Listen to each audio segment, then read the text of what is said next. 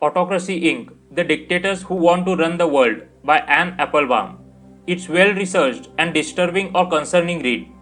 Author wrote in introductory chapter, all of us have in our minds a cartoon image of an autocratic state. There is a bad man at the top. He controls the army and the police. The army and the police threaten the people with violence. There are evil collaborators and maybe some brave dissidents. But in the 21st century, that cartoon bears little resemblance to reality. Nowadays, autocracies are run not by one bad guy, but by sophisticated networks relying on kleptocratic financial structures, a complex of security services, military, paramilitary, police, and technological experts who provide surveillance, propaganda, and disinformation. The members of these networks are connected not only to one another within a given autocracy but also to networks in other autocratic countries and sometimes in democracies too. Corrupt state controlled companies in one dictatorship do business with corrupt state controlled companies in another. The police in one country may arm, equip, and train the police in many others. Unlike military or political alliances from other times and places, this group operates not like a bloc but rather like an agglomeration of companies, bound not by ideology but rather by a ruthless single minded determination to preserve their personal wealth and power. Autocracy Inc. Author argue autocrats willing to see their country enter the category of failed states, accepting economic collapse, endemic violence, mass poverty, and international isolation if that's what it takes to stay in power. Applebaum further argues the notion that the law is a neutral force, not subject to the whims of politics. Courts and judges should be independent. Political opposition is legitimate. The rights to speech and assembly can be guaranteed, and there can be independent journalists and writers and thinkers who are capable of being critical of the ruling party or leader while at the same time remaining loyal to the state. Autocrats hate these principles because they threaten their power. If judges and juries are independent, then they can hold rulers to account. If there is a genuinely free press, journalists can expose high level theft and corruption. If the political system empowers citizens to influence the government, then citizens can eventually change the regime. The leaders of Autocracy Inc. know that the language of transparency, accountability, justice, and democracy will always appeal to some of their own citizens. To stay in power, they must undermine those ideas wherever they are found. After 17 years as a columnist at the Washington Post, Anne Applebaum became a staff writer at The Atlantic in January 2020. She is the author of 5 critically acclaimed and award-winning books and winner of the Pulitzer Prize. Author further wrote, on February 24, 2022, Russia launched a full-scale war against Ukraine, the first full-scale kinetic battle in the struggle between Autocracy Inc. and what might loosely be described as the democratic world.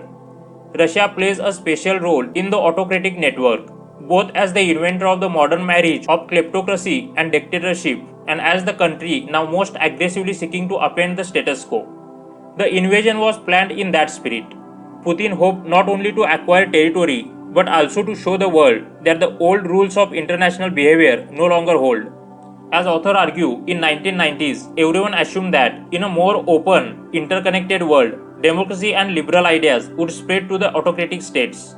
Nobody imagined that autocracy and illiberalism would spread to the democratic world instead. By the time Putin became president, he was well acquainted with the double standards of Western democracies, which preached liberal values at home but were very happy to help build illiberal regimes everywhere else. In 2013, Alexei Navalny, who eventually became Putin's most effective critic, was allowed to run for mayor of Moscow in order to give a veneer of legitimacy to the race, but he attracted too much support. During that campaign, he was convicted on fake charges of corruption. Immediately afterward, he was placed under house arrest and later poisoned twice and then died in a prison camp in 2024.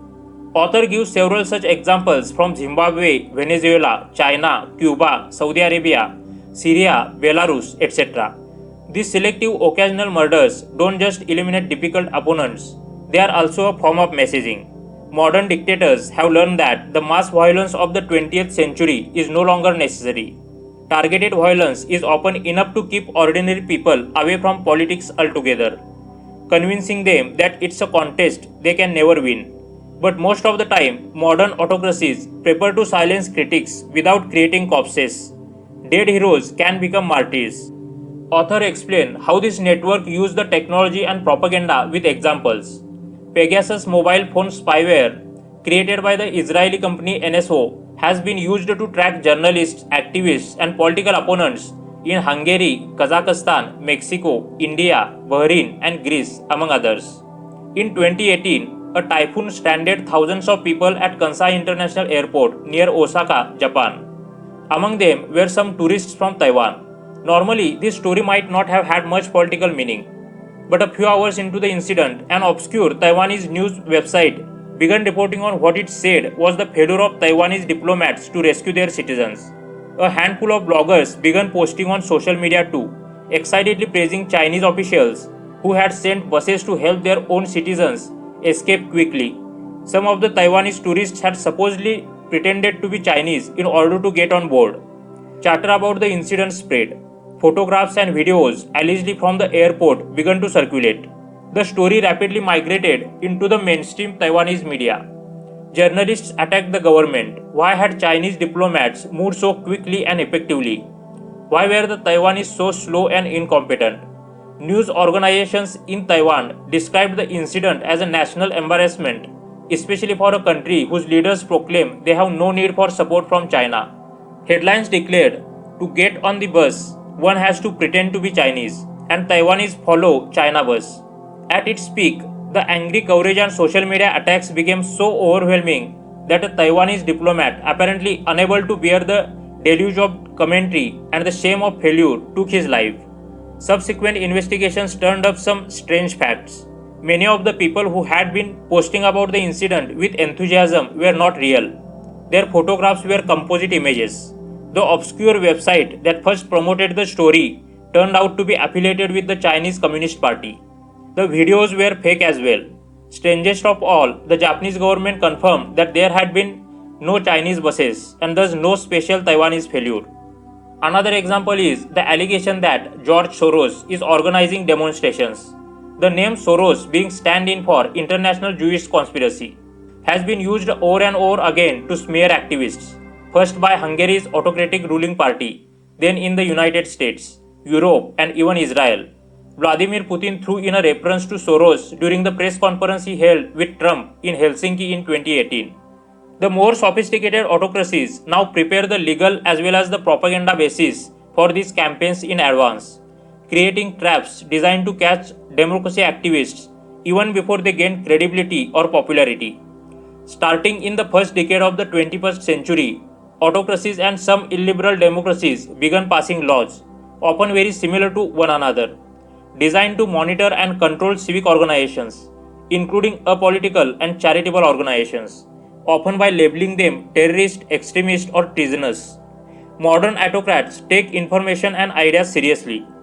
They understand the importance not only of controlling opinion inside their own countries but also of influencing debates around the world.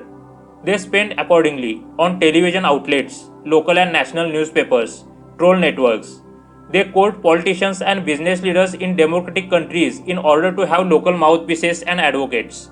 They work together to amplify the same conspiracy theories and the same themes across different platforms. Maybe you are not agree with some arguments of the author. Personally, I am not agree with some points regarding foreign policy or regional cooperation between countries. But this book clearly pictures how autocracies works and their behavior. How autocrats don't care about the people but only their and their cronies' wealth generation.